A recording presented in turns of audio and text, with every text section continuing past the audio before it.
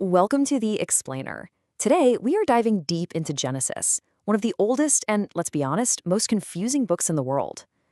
We're going to see how understanding its ancient context, the world where these stories were first told, can unlock some of its biggest mysteries.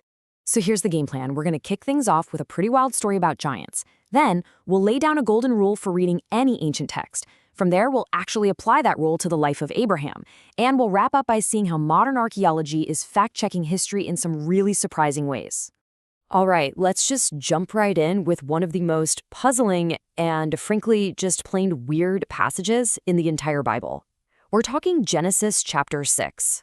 So the text makes it sound like this was a world-breaking event. I mean, it was apparently so catastrophic that it's listed as one of the main reasons God decides to, hit the reset button on all of creation with a giant flood. But what on earth actually happened here? You see, the whole meaning of this thing hinges on this one little phrase.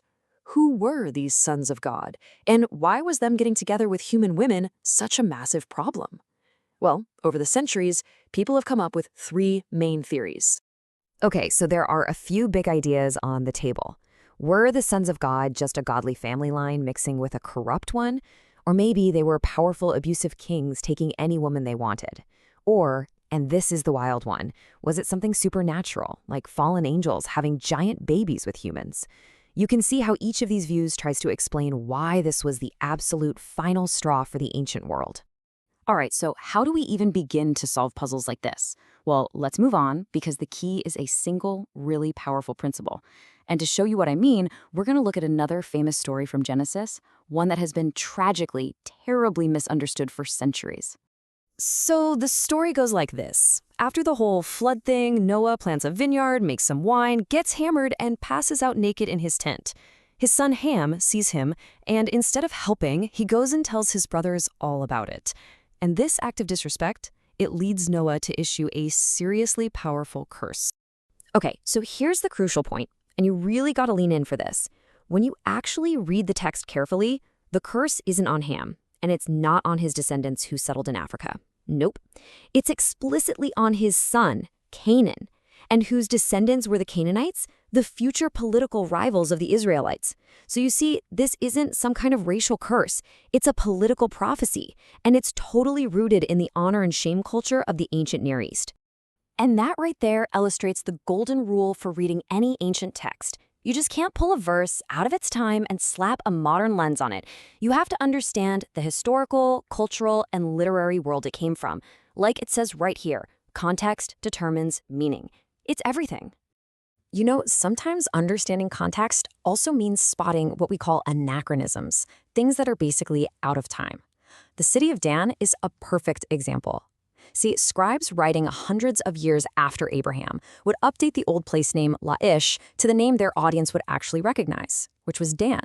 It's just like a modern historian writing they met in New York City instead of using the old Dutch name New Amsterdam. It's not an error, it's just an update for clarity. Okay, so with our golden rule, context is king, firmly in place, let's apply it to one of the most foundational figures in all of world history, Abraham.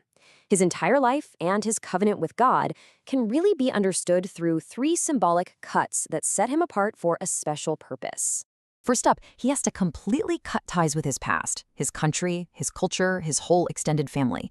Then, he takes part in this really intense, ancient covenant ceremony where he literally cuts animals in half as a way of making a solemn oath.